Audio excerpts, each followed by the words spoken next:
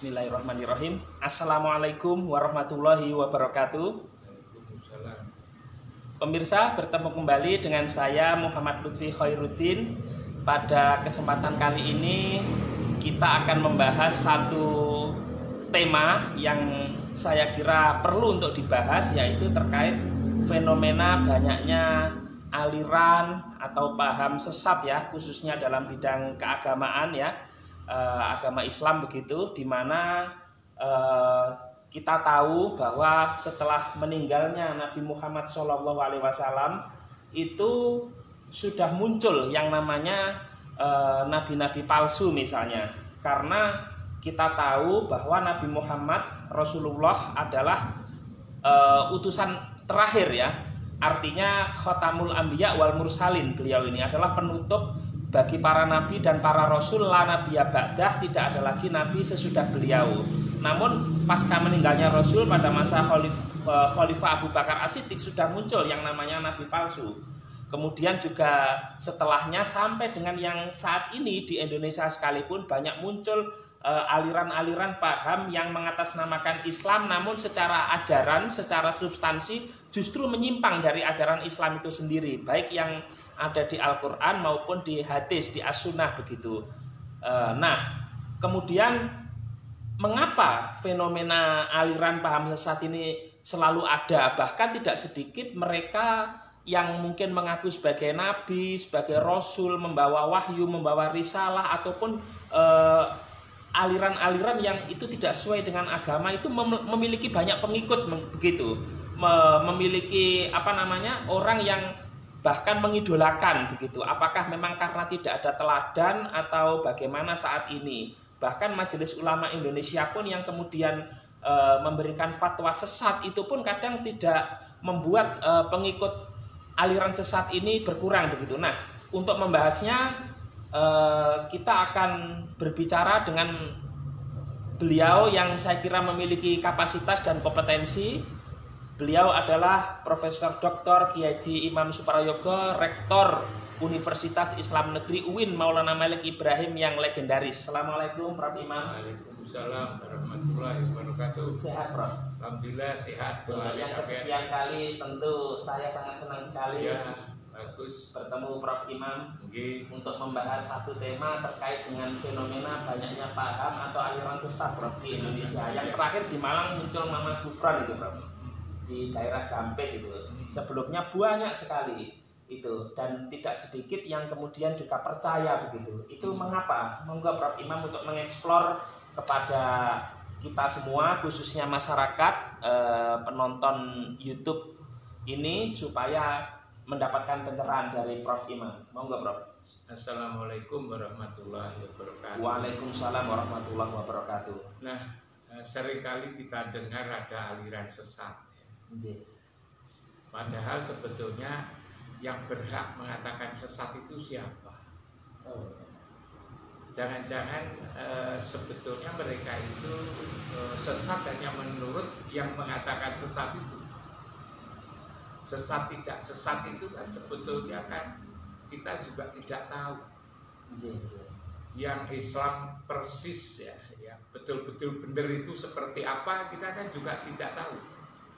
Semua banyak orang kan menafsir sebetulnya, menafsirkan Al-Quran, kitab-kitab tafsir kan banyak. Begitu juga hadis Nabi gitu kan. Tentu setiap orang ketika memahami Al-Quran kan juga beda-beda.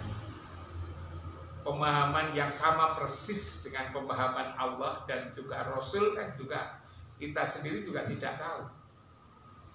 Orang yang disebut sesat itu menurut yang bersangkutan kan juga tidak sesat.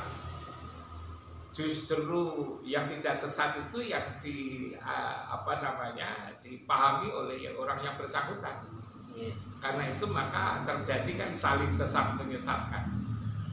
Dan sesat menyesatkan itu tidak boleh sebetulnya. Tidak boleh orang itu saling sesat menyesatkan. Yang paling tahu bahwa ini adalah benar itu kan sebetulnya kan Allah dan juga Rasul. Apalagi begini, agama Islam itu kan sudah ditinggal oleh pembawanya, ialah Muhammad Sallallahu Alaihi Wasallam, itu kan 15 abad. sudah 1400, 1500, 1500 tahun yang lalu. Sangat lama. Sudah lama. Sudah lama. Biasanya kalau ditinggal lama itu sudah berubah penafsirannya, pemahamannya kan begitu. Mas Lutfi ketika masih kecil di mana? Kediri kan? Betul. Sekarang usianya berapa? 40-an. 40-an tahun kan? Nah, apa yang terjadi di Kediri tempatnya Mas Lutfi 40 tahun yang lalu, sekarang kan sudah berubah. Sudah. Kebiasaan anak-anak kan juga sudah berubah. Kalau zaman dulu anak-anak itu kan makan apa saja kan mau. Betul. Sekarang kan juga sudah tidak mau kan. Kalau dulu anak-anak itu masih itu kan cari binatang kecil-kecil, belalang, cakre, sawah-sawah. Sekarang apa ada? Kan sudah tidak ada. Jangankan cari, diberi aja sekarang sudah tidak mau. Kebiasaan sudah berubah. Bahasa yang digunakan juga sudah seperti itu. Apalagi itu kan baru 40 tahun. Ini Islam itu sudah 15 abad. Otomatis akan menjadi berubah-berubah, pemaknaannya juga sudah berubah-ubah gitu. Karena itu apa yang dikatakan oleh Ali bin Abi Thalib ya, tentu dari Rasulullah. Nanti akan datang suatu zaman di mana Islam itu tinggal nama kan. Gitu kan. Quran tinggal tulisan. Masjid-masjid semakin banyak, gede dan bagus. Yang keempat akan terjadi fitnah di mana-mana. Yang fitnah itu justru bersumber dari para ulamanya. Nah, berarti kalau begitu kan memang itu sudah prediksi oleh Rasulullah lewat si Ali bin Abi Thalib itu. Jadi kalau sekarang ini sudah orang sulit memahami yang asli, itu memang itu sudah diprediksi. Dan secara alamiah juga seperti yang saya contohkan pada diri Mas Lutfi sendiri. Ketika masih kecil di Kediri ya, dibandingkan dengan Mas Lutfi yang sekarang sudah usia hampir 40 tahun, padahal kan baru 40 tahun. Tidak 40 tahun, kalau umurnya 40 tahun, kecil-kecilannya Mas Lutfi kan baru 30 tahun yang lalu. 30 tahun yang lalu aja sudah berubah. Apalagi 14-15 abad yang lalu, tentu banyak perubahan-perubahan. Karena itu sebetulnya ya kita ini sama-sama untuk mencoba untuk memahami agama kita ini. Tatkala itu memahami, tentu karena orang itu kapabilitasnya berbeda-beda kan, kemampuan otak kan berbeda-beda, informasi juga berbeda-beda, kemampuan memahami teks, mendengarkan juga berbeda-beda. Maka ya sudah pasti kalau apa yang dipahami itu lalu menjadi berbeda-beda. Nah, ketika berbeda itu yang tidak dibolehkan itu adalah saling sesat menyesatkan. Itu yang tidak boleh sebetulnya. Makanya yang sebaiknya kalau ada yang berbeda itu cobalah didengarkan saja, dilihat-lihat saja dulu, lalu direnungkan, diresapi. Nah, lalu kemudian tatkala kita sudah mendapatkan bahan-bahan yang cukup, kita bisa dijadikan sebagai bahan pelajaran. Lalu kalau soal-soal agama ini jangan diperdebatkan. Apa kalau orang berdebat itu ujungnya dua, satu menang, satu kalah. Yang menang itu akan sombong, yang kalah akan kecewa. Padahal sebetulnya agama datang itu agar orang tidak sombong dan orang tidak kecewa. Kok sombong dan kecewa akibat daripada memahami agama ini. Lalu gimana caranya? Dimusyawarahkan. Kalau musyawarah itu kan tidak ada yang menang, tidak ada yang kalah. Makanya itu lalu saling berbagi-bagi pengalaman, saling nasihat menasihati gitu kan, saling bermusyawarah. Itulah sebetulnya adalah cara yang terbaik. Jangan lalu belum tahu apa-apa sudah mengatakan orang itu sesat. Jangan-jangan yang sesat justru dirinya sendiri. Sebab yang tahu sesat tidak sesat sekali lagi bukan seseorang itu. Tetapi agama itu adalah nanti sebetulnya yang dikatakan benar tidak benar itu ketika kita sudah kita bertemu, berhasil bertemu Tuhan atau tidak. Ujung daripada kita beragama itu kan sebetulnya apakah agar kita itu bisa berhasil untuk kembali. Agar kita ini ketika inna lillahi wa inna ilaihi raji'un, bahwa sesungguhnya kita ini datang dari Allah, dari Tuhan, kemudian supaya nanti kalau akan kembali kepada Tuhan. Yang datang dari Tuhan itu siapa? Yang tentu yang akan kembali itu juga siapa? Ini saja kan juga seringkali kita tidak paham. Yang siapa ya yang datang dari Tuhan itu? Yang kelak kembali ke Tuhan itu yang mana? Apa tubuhnya ini? Tubuh itu sebetulnya kan hanya tempat saja, hanya kendaraan saja, hanya casing saja, gitu kan? Hanya jasmani itu kan tempatnya siapa? Tempatnya ruh. Ruh itulah yang datang dari Allah. Tentu yang kembali kepada Allah nanti adalah ya ruhnya itu, ruhaninya itu. Memahami ini saja itu kan orang juga beraneka ragam. Mungkin juga belum terpikirkan bahwa yang datang dari Allah itu adalah ruh itu. Yang diterangkan di surat As-Sajdah ayat 9 dan surat Shad ayat 72 kalau tidak salah. Yang mengatakan summa sawahu wa nafakha fi min ruhihi wa ja'ala lakumus sam'a wal absara wal afidah qalilan ma tashkurun.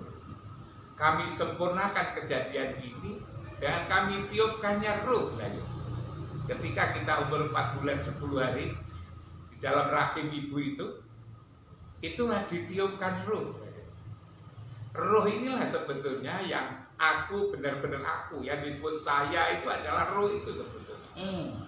Ruh itulah yang melihat dengan menggunakan alat namanya mata, yang ngomong dengan menggunakan alat namanya mulut, yang mendengarkan dengan menggunakan alat telinga, yang berpikir dengan menggunakan alat namanya otak, yang lalu berjalan dengan menggunakan alat namanya kaki, lalu kemudian mengambil dengan menggunakan alat namanya tangan. Jadi sebetulnya tubuh kita ini alat saja, alatnya ruh, ya. Yang punya itu adalah ruh. Nah, pemahaman seperti ini itu bisa jadi orang tidak memberikan perhatian. Makanya juga dikatakan qalilan ma tashkurun, sedikit orang yang bersyukur. Kenapa? Karena yang tahu juga tidak banyak kan? Apalagi di akhir zaman ini. Nah, karena itulah maka kalau terjadi perbedaan pemahaman itu memang itu adalah sebuah keniscayaan sebetulnya. Dimusyawarahkan ya, Prof. Karena itu maka musyawarah menjadi penting, berdialog menjadi penting, nasihat menasihati menjadi penting, gitu kan? Ya. Agar lalu kita bisa berbagi-bagi pengetahuan, berbagi-bagi pemahaman. Nah itu, tapi akhir-akhir ini orang yang tidak sesuai dengan pemahaman seseorang lalu dianggap sesat, bahkan lalu mau diadili, gitu kan? Yang mengadili itu siapa? Apa dia mendapat agama itu sebetulnya kan berbeda dengan ilmu pengetahuan pada umumnya. Agama itu kan sebetulnya kan petunjuk Allah lewat Rasulnya kan. Agama itu kan bukan hasil musyawarah. Agama itu kan bukan hasil karangan. Agama itu kan bukan hasil seminar. Agama itu kan bukan hasil kesepakatan.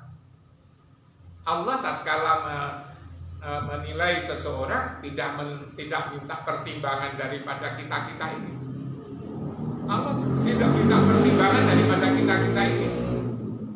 Allah itulah yang memberi petunjuk, kan? Allah itulah yang memberikan taufik dan hidayah kan dari Allah itu kan. Agama itu tidak lalu selalu mesti pinter, aku pinter, sekolah saya sekian lama kan. Tidak seperti itu. Tidak lalu hanya berdasarkan berapa lama dia sekolah. tidak berapa lama buku yang dibaca, tidak berapa guru-guru yang telah diangsu kaurohnya. Agama itu bukan dari guru ke guru, agama itu bukan dari buku ke buku, agama itu bukan dari silsilah. Agama itu adalah wasilah sebetulnya. Agama itu sebetulnya adalah taufik dan hidayah. Taufik dan hidayah. Yang menerima agama itu adalah yang ada dalam tubuh itu. Hati. Bukan hati, tapi apa yang ada di dalam hati. Itulah rasa. Itulah nikmat. Nikmat itulah di bagian dalam daripada diri kita. Nah, kan menjadi tidak mudah kalau begitu. Oke, Prof. Begini, Prof. Imam. Kan kita tahu seringkali ketika ada sesuatu yang dianggap aneh, tidak umum begitu ya, itu dianggap sesat begitu. Bahkan yang mungkin kalau kita bicara di Indonesia yang dianggap memiliki otoritas keagamaan saat ini yaitu institusi yang namanya Majelis Ulama Indonesia, Prof. Ya itu kan menurut banyak orang aja kan. Padahal sebetulnya agama itu kan bukan menurut banyak orang. Itu kan juga dari sisi kesepakatan antar manusia saja kan. Iya. Tapi yang benar secara hakikat kan, apa lalu kemudian Allah nanti bertanya kepada majelis ulama kan juga tidak. Tapi orang seringkali resisten ketika ada sesuatu Ya, yang dianggap aneh gitu, Prof. Sebetulnya yang aneh itu banyak kok. Oh. Banyak. Misalnya orang disebut sebagai seorang ulama kok masih korupsi gitu. Iya kan? Iya. Orang disebut ulama kan kok masih misalnya tipu menipu. Orang disebut ulama kok masih salah menyalah, gitu kan? Sesat menyesatkan. Padahal ulama itu datang itu untuk bagaimana agar orang tidak tipu menipu. Ulama itu datang bagaimana agar orang itu tidak menyimpang. Ulama datang akan tidak korupsi. Orang datang agar orang itu tidak berkelahi, berselisih, gitu kan? Kok malah selisih sendiri? Justru ulama yang melakukan itulah yang menyimpang. Iya. Kalau ada hal-hal yang aneh, misalnya ada orang yang mengaku bisa ngomong dengan semut, barang itu kan? Kita kan juga tidak tahu. Kemudian video call dengan malaikat maut. Coba seperti misalnya orang pada umumnya kan takut dengan harimau. Betul. Siapa yang gak takut dengan harimau? Oh, binatang buas itu. Iya. Coba sama lihat Kiai Soleh di Kepanjen.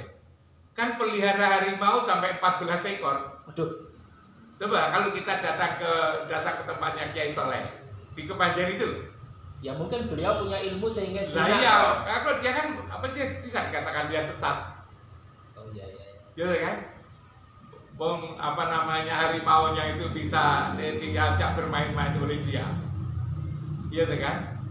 Berguling-guling bersama harimau. Tapi orang luas menganggap itu binatang buas. Itu kan semua binatang buas. Kan membahayakan itu. Kan membahayakan.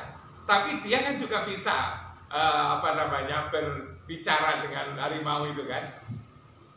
Menyuruh harimau seperti apa kan bisa. Kita kan tapi masa lalu si Kiai Soleh disebut sesat kan? Kan dia punya kelebihan malah gitu kan. Tapi kalau soal yang sifatnya mungkin itu Prof, mendasar misalnya mengaku menerima wahyu sebagai nabi, sebagai rasul. Kalau sudah misalnya seperti itu, gitu kan. Misalnya dia ngaku sebagai rasul, rasul itu kan Muhammad kan sebagai nabi dan rasul yang terakhir. Betul. Yang seperti itu, yang jelas-jelas kayak begitu diingatkan Nabi Muhammad itu adalah nabi dan rasul yang terakhir. Kalau sekedar hanya menerima ilham gitu kan. Nah, ini dianggapnya menerima wahyu itu bisa dipahami. Tapi kan juga tidak menyatakan aku nabi, aku rasul kan juga tidak. Sebetulnya kan tidak sampai pada aku ini nabi kan juga tidak. Tapi kalau aku rasul kan juga tidak. Ajaran-ajaran mungkin amaliyah ibadah yang dianggap tidak umum itu, Prof. Misalnya sholat dengan menggunakan bahasa Indonesia. Ya, kalau seperti itu kan perlu diingatkan. Oke. bahwa bahasa spiritual itu kan tidak boleh dirubah-rubah, tapi dipahami kan itu. Jadi tadi dialog Prof ya yang penting dimusyawarahkan ya. Dimusyawarahkan, jangan berdebat. Jangan. Kalau berdebat itu ya ujungnya dua kan. Satu menang, satu kalah. Kecewa. Orang menang itu mesti sombong. Yang kalah itu kecewa. Mosok sombong dan kecewa dari agama, karena sebagai akibat daripada agama ini. Jadi, padahal agama datang itu untuk menjadikan orang tidak sombong. Ada agama itu agar orang tidak kecewa, agar hati ini menjadi damai. Betul, Prof. Jadi menurut Prof, kalau penyelesaian secara hukum dilaporkan ke polisi misalnya, itu tidak kemudian selesai ya Prof? Tidak selesai. Agama itu bukan urusan polisi.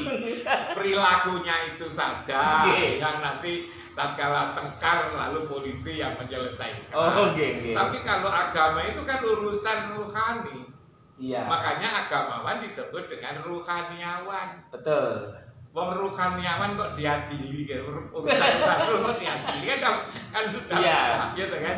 Bahwa agama itu sebetulnya dalam pelaksanaan ritual itu adalah merupakan komunikasi, hubungan antara ruhani kita dengan dengan Allah dan Rasul. Betul. Itu loh. Tapi kan menyambung antara ruhani kita dengan Allah dan Rasulnya itu. Hubungan pun juga bukan hubungan fisik. Allah tidak melihat yang fisik. Yang dilihat oleh Allah itu adalah yang di dalam fisik. Hati kan innallaha la yanzuru ila suwarikum wala jasamikum walakin yanzuru ila qulubikum. Hati yang dilihat itu. Kalau hati yang paling dalam itu rasa. Rasa itu tidak bisa diketahui orang. Mau rasa itu dijelaskan aja tidak bisa. Betul. Apa bisa sampai menjelaskan rasa? Misalnya dari Kediri itu kan banyak tahu apa itu namanya? Tahu kuning, tahu takwa. Tahu takwa. Sampean kan udah lama kan kenal tahu takwa? Oh ya, lama Prof, sejak kecil. Apa sampean itu bisa menjelaskan rasa tahu takwa kepada orang Malang sini? Rasanya asin, terus ada anyepnya. Wah, sulit. Sulit kan? Caranya gimana ya? Sampean ke Kediri nanti bawa tahu takwa dikasihkan pada teman-teman di Malang. Setelah makan baru tanya gimana rasanya. Rasa itu dijelaskan tidak bisa. Ya kan? Kalau tentang informasi apa namanya itu ilmu itu bisa, tapi kalau sudah menyangkut rasa tidak bisa. Oke, Prof. Tetapi kalau kita melihat kebanyakan ya Prof ya, yang dianggap aneh, yang dianggap tidak umum tadi, dianggap sesat menyimpang kan kemudian dibawa ke ranah pidana Prof.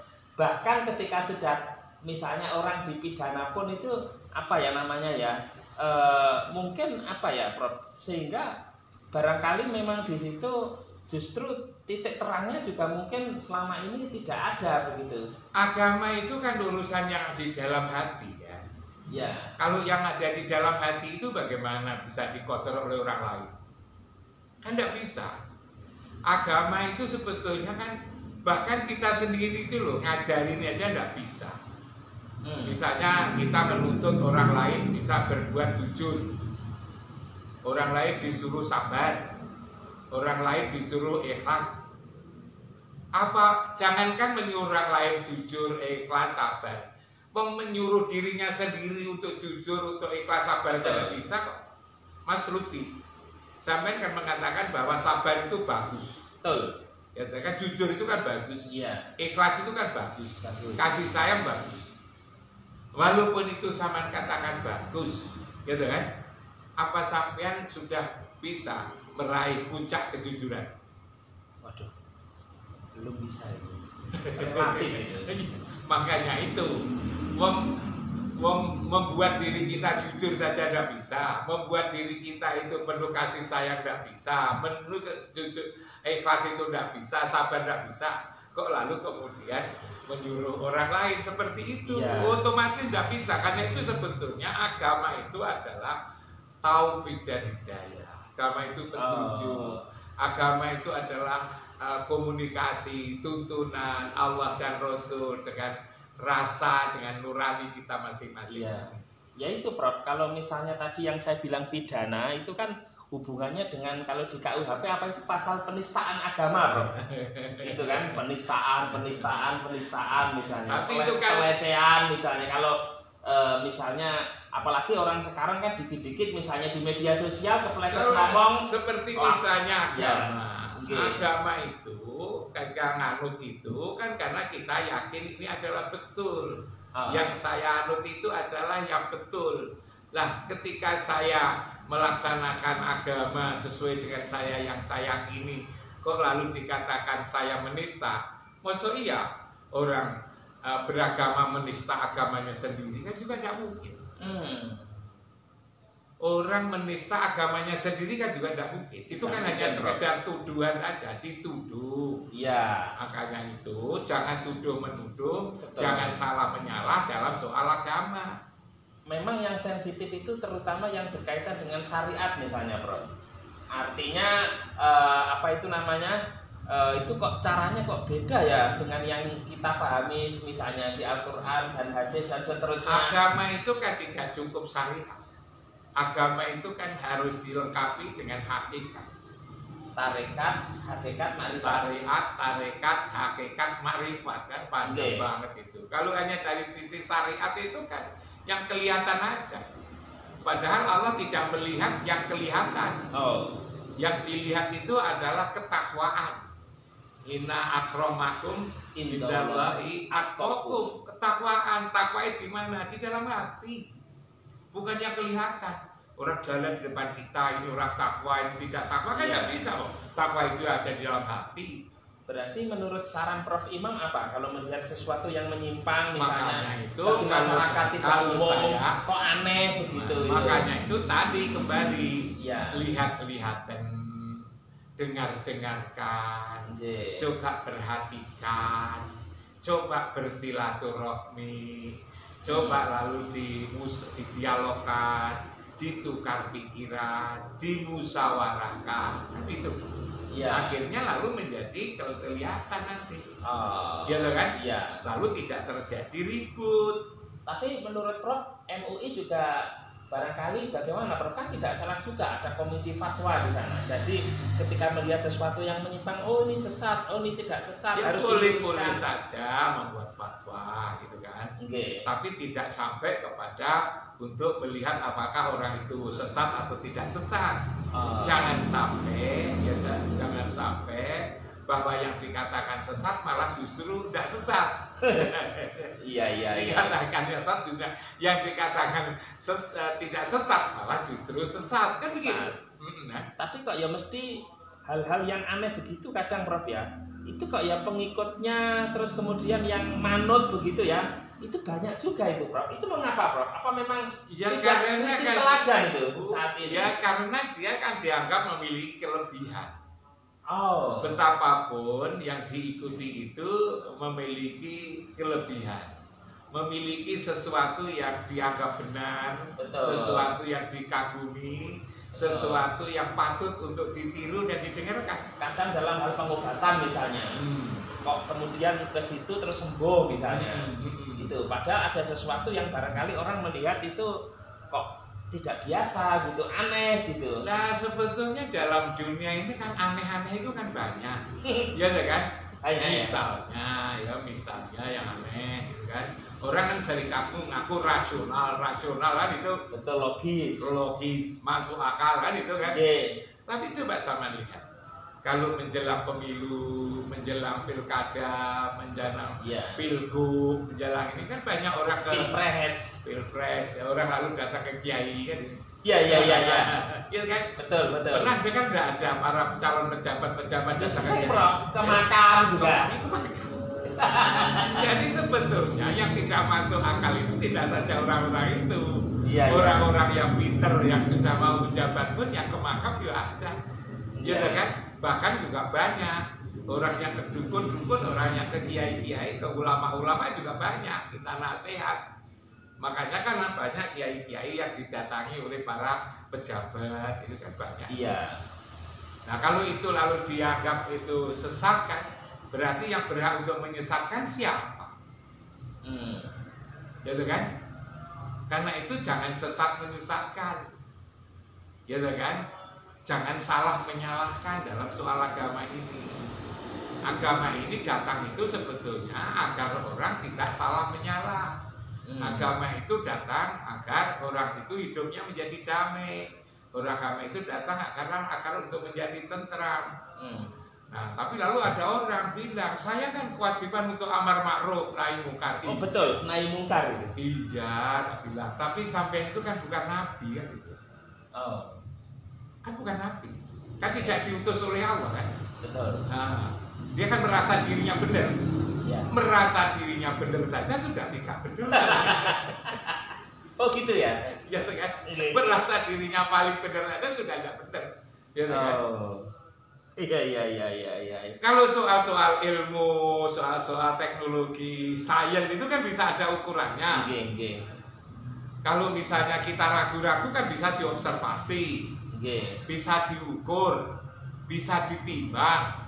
Akhirnya dengan begitu orang bisa menilai bahwa ini sudah cocok atau belum cocok. Tapi kalau agama itu kan kita kan tidak berhak untuk mengatakan bahwa kamu itu benar, kamu salah. Yang menyatakan benar dan salah itu Allah dan Rasul. Coba sampean kan pernah dengar bahwa ada orang yang dulu dianggap sebagai seorang yang suka wanita tunasusila ya, prostitusi ya, betul. orang yang PSK. Tapi lalu di satu perjalanan dia melihat anjing, ya. Betul. Anjing itu lalu kehausan hampir mati. Betul. Lalu kemudian dia PSK itu memberi air agar menjadi hidup. Ya katanya masuk surga kata pengajian. Betul. Makanya kalau kita boleh bilang bahwa dia sesat, kamu ini kan, itu kan sifat rohimnya Allah. Makanya itu soal agama itu kan kita kan keputusan Allah, dan Allah ketika memutuskan itu benar tidak kan tidak minta pertimbangan Mas Lutfi kan. Tapi gini Prof, kalau hal-hal yang menyimpang gitu, kemudian majelis ulama memberikan fatwa, bahkan tidak sedikit melaporkan ke proses hukum, itu alasannya demi melindungi masyarakat Prof dari kesesatan itu, supaya tidak ikutan begitu Prof. Kita kan tidak tahu apakah orang itu benar-benar sesat. Oh, kan bolak-balik saya katakan ukuran sesat itu loh yang mana. Wong kita tidak diberi kewenangan untuk ikut-ikut menentukan sesat dan tidak sesat. Yang dilihat oleh Allah itu adalah rasa itu loh, nikmat yang ada di dalam dada. Kalau di majelis ulama barangkali terus kemudian mendatangkan ahli, di situ dimintai berbagai sisi, Bro. Ahlinya juga siapa? Oh, iya. Itu kan. Ahlinya kan masih tetap manusia. Iya. Gitu kan? Lah manusia itu kan tidak diberi hak oleh Allah untuk mengatakan bahwa itu benar, itu salah, itu relatif tetap. Semua itu, jadi kita ini sebetulnya melakukan saja yang terbaik sesuai dengan nurani kita kan begitu. Lalu agama itu sebetulnya lebih banyak ngurus dirinya sendiri, bukan ngurus orang lain. Agama itu sebetulnya adalah ngurus dirinya sendiri, hubungan kita dengan Allah dan Rasulnya, kan begitu kan? Kita kan tidak ditanya, saya kan tidak ditanya nanti tentang agamanya Mas Lutfi. Betul. Jangankan kok agamanya Mas Lutfi, agamanya istri saya, anak saya tidak ditanya kok. Tanya masing-masing, Bro. Masing-masing. Nanti kalau di akhirat itu masing-masing. Tapi kebenaran absolut menurut Prof itu yang seperti apa dalam konteks sekarang, Prof? Ketika sudah tidak ada lagi Rasul ya, Prof ya, tentu kan beliau meninggalkan dua hal kalau di Islam, Al-Quran dan As-Sunnah itu, Prof. Kemudian untuk menilai tadi itu, ini sesat, tidak sesat, kan tetap itu karena juga itu, penting. Karena kebenaran absolut itu yang sekarang seperti apa pandangan Prof Imam? Karena itu, jangan lalu salah menyalahkan orang lain. Maka yang dilihat itu adalah diri kita sendiri. Di Quran itu kita tidak diperintah untuk menyalahkan orang, meneliti orang lain. Di Quran itu malah justru kita itu disuruh untuk membaca dirinya sendiri. Dikatakan itu Iqra kitabaka kafa bi nafsikal yaum alaika hasiba. Bacalah kitabmu, bacalah dirimu sendiri yang ada di dalam dadamu itu. Cukup hari ini kamu menghisapnya, kan itu. Betul. Jadi kita itu tidak disuruh untuk melihat orang lain. Kalau kita berdakwah, Dakwah itu kan seperti spiral obat nyamuk itu kan. Iya. Dimulai dari dirinya sendiri yang paling ujung itu itu. Baru kemudian orang lain muter-muter kan itu kan. Iya. Makanya dikatakan ibda binafsik, mulailah dari dirimu sendiri. Kita ini sebetulnya untuk menjadikan diri sendiri itu baik itu kan sudah bukan perkara gampang. Kita itu seringkali mengira bahwa yang kita itu beriman, orang lain kafir. Iya. Padahal sebetulnya pada setiap diri orang itu ada potensi unsur kekafiran dan juga unsur mukmin. Di surat At-Taghabun ayat 2 itu ada salah. Huwallazi khalaqakum faminkum kafirun wa minkum mukminun. Pada dirimu sebatang itu ada potensi kafir dan juga ada potensi mukmin iman. Makanya Gus Dur nazomnya ya selalu mengatakan manusia itu lebih peduli kepada kekafirannya orang lain tapi tidak peduli kepada kekafiran dirinya sendiri. Kita ini mengira sudah benar, kita ini sudah mengira bahwa kita itu sudah mengikuti Allah dan Rasul. Siapa yang mengatakan begitu? Belum tentu. Orang kalau itu soal agama ini tidak ditentukan dengan lamanya sekolah, banyaknya buku yang dibaca, jabatan yang tinggi seperti saya itu rektor sekian lama, lalu mesti benernya, lalu masuk surga. Belum tentu. Harapan saya memang begitu, tapi yang menentukan kan bukan siapa-siapa, yang menentukan kan Allah dan Rasul.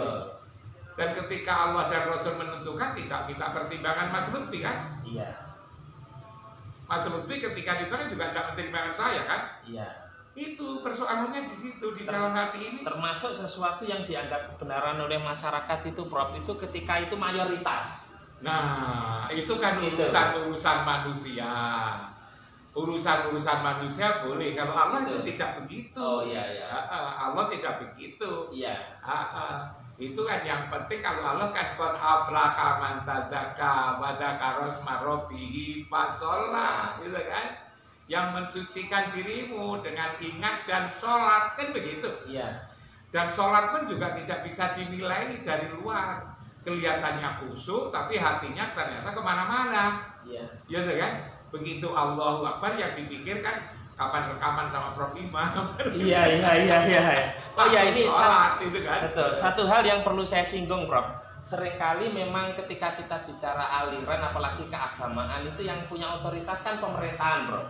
Misalnya dalam suatu negara, misalnya tidak hanya di Indonesia, di negara lain juga misalnya, orang yang pahamnya itu dianggap tidak sesuai dengan paham negara misalnya itu kan, itu dianggap menyimpang misalnya. Bahkan tidak sedikit yang kemudian juga dihukum mati, Prof. Artinya ada juga unsur politiknya kadang ketika menangani hal-hal yang katakanlah sesat itu tadi itu, Prof Imam itu. Makanya itu agama itu jangan lalu dilihat-lihat dari afiliasi politiknya gimana, ya kan? Kulturnya seperti apa? Jangan dilihat seperti itu. Dialah apa tawasobil hak, tawasobil sabr. Agama itu sebetulnya tertuju kepada diri kita sendiri tuh. Iya. Agama itu untuk memperbaiki diri kita juga.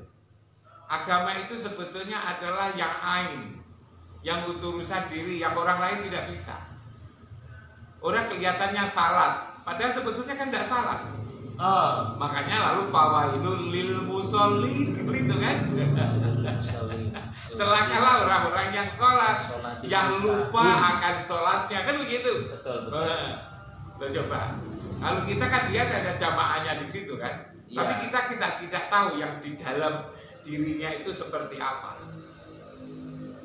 Gitu kan? Jadi memang karena itu agama itu sebetulnya lebih kepada pribadi. Makanya itu bisa pribadi pun pribadi yang ada di dalam hati kita itu, yang dalam hati. Yang dilihat nanti kan bagaimana, apakah dia itu ikhlas, apakah dia itu sabar, apa niatnya benar. Karena itu kan ketika kita sholat itu kan ada rukun kolbi. Kolbi itu kan kegiatan batin. Rukun kauli, rukun fi'li, perbuatan. antara yang batin, yang diomongkan, yang dilakukan, itu semua harus benar itu.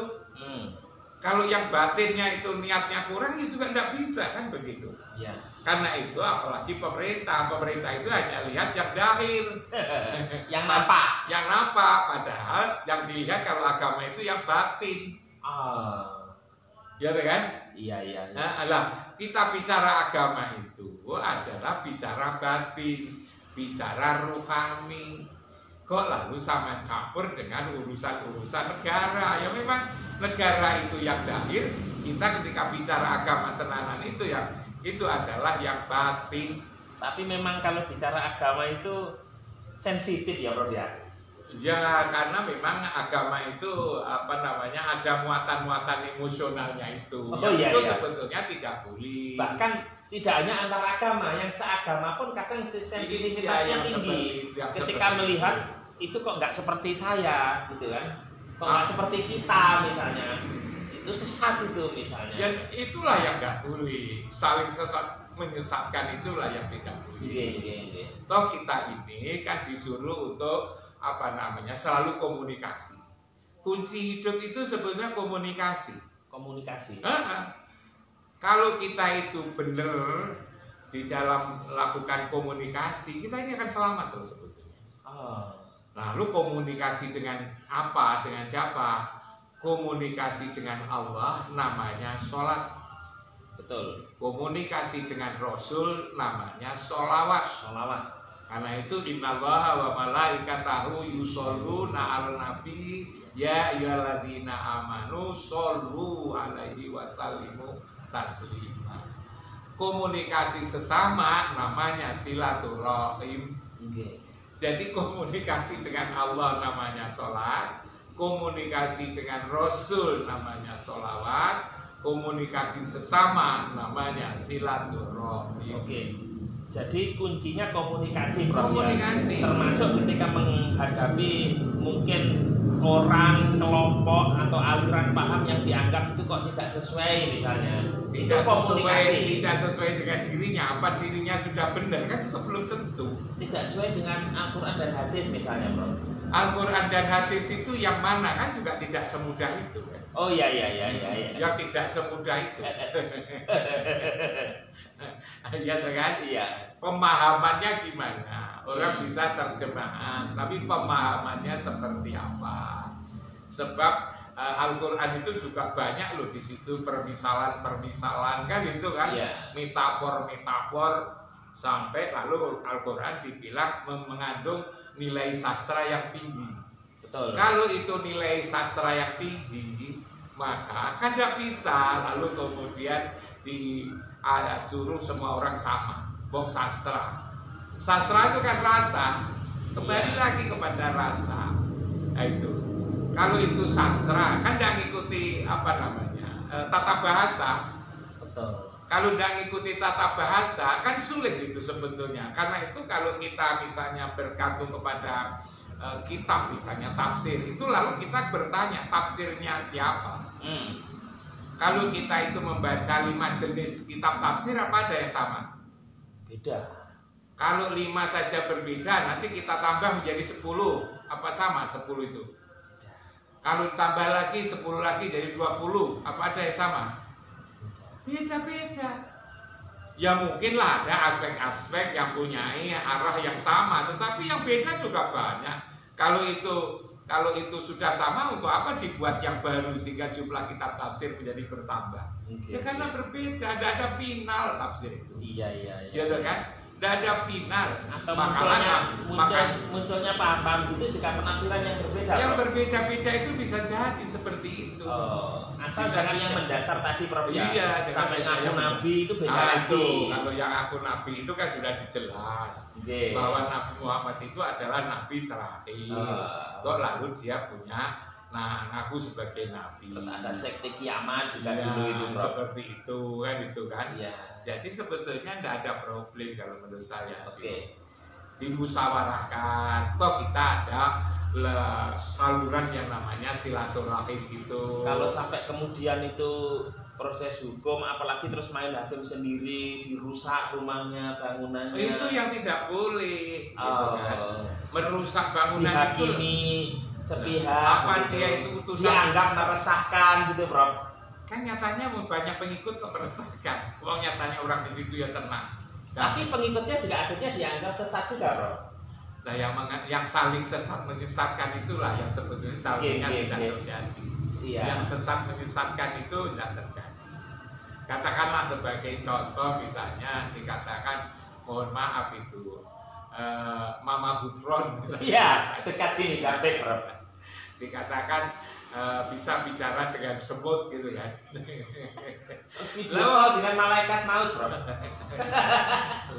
Dia kan nggak paham malaikat itu apa, kok bisa video call gitu.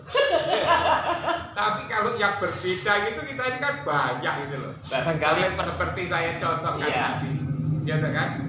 Sampai contohkan tadi, misalnya di Panjen ada kiai yang orang-orang pada ya orang yang pada pelihara kambing, pelihara sapi, kan pelihara ayam, betul. Juga dia kok pelihara harimau coba.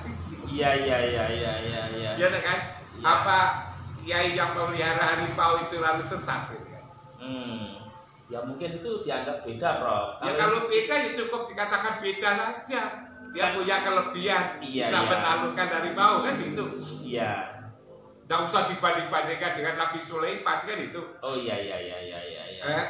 Artinya dia punya kemampuan untuk berkomunikasi dengan harimau. Oke, kesimpulannya Prof sekarang mungkin karena waktu sudah sangat terbatas. Ya, menurut Prof, kalau masyarakat melihat sesuatu hal yang dianggap tidak umum, menyimpang, sesat barangkali dalam pandangan banyak orang, saran Prof kepada masyarakat seperti apa? Saran saya itu dalam soal agama itu jangan sesat menyesatkan. Agama datang itu sebetulnya adalah untuk menyempurnakan akhlak yang mulia. Orang yang berakhlak itu adalah selalu mengikuti sifat-sifat Rasulullah. Ialah sidik, amanah, tabligh, dan fatona. Kalau di dalam mengikuti Rasul itu lalu ada hal-hal yang berbeda, maka jangan berdebat. Sebab berdebat itu ujungnya dua. Yang satu menang, yang satu kalah. Yang menang bisa jadi mengantarkan dia menjadi kesombongan, yang kalah itu menjadi kecewa. Karena itu untuk menyelesaikan tidak berdebat, yang untuk menyelesaikan itu adalah silaturahim. Di situ saling tawasow bil haq wa tawasow bisob, saling berwasiat kepada kebenaran dan juga kesabaran kan itu. Lalu saling nasihati gitu kan, saling musyawarah sehingga lalu semuanya bisa diraih. Tali silaturahim tidak putus, tidak dengan agama itu menjadikan orang menjadi kecewa dengan agama, tidak menjadikan orang lalu saling bermusuhan gitu kan. Dengan agama tidak saling menjadikan orang itu saling membenci, tapi dengan agama menjadi akhlaknya mulia, saling menyayangi, saling saya menyayangi. Di situ sebetulnya yang benar gitu. Jadi kalau berbeda itu jangan lalu itu tadi diselesaikan dengan cara kekerasan, saling tuduh menuduh. Kita tidak punya hak untuk menyalahkan orang lain. Kita itu justru dalam beragama itu supaya lebih konsentrasi kepada dirimu sendiri. Maka dikatakan ada aduwika nafsuka ala tibaina jambaika itu. Hendaknya musuh yang paling dulu kamu kalahkan adalah musuh yang ada pada dirimu sendiri. Bukan musuh pada orang lain. Hawa nafsu. Itulah hawa nafsu, itulah perang besar. Manakala kita bisa mengalahkan hawa nafsu yang ada pada dirinya sendiri, maka kita bisa memenangkan perang besar dalam kehidupan. Itulah sebetulnya yang penting. Terima kasih Prof Imam atas pencerahannya, atas ilmunya, atas wawasannya. Mudah-mudahan bermanfaat dan panjenengan sehat selalu. Amin. Demikian pemirsa. Sekian. Wassalamualaikum warahmatullahi wabarakatuh.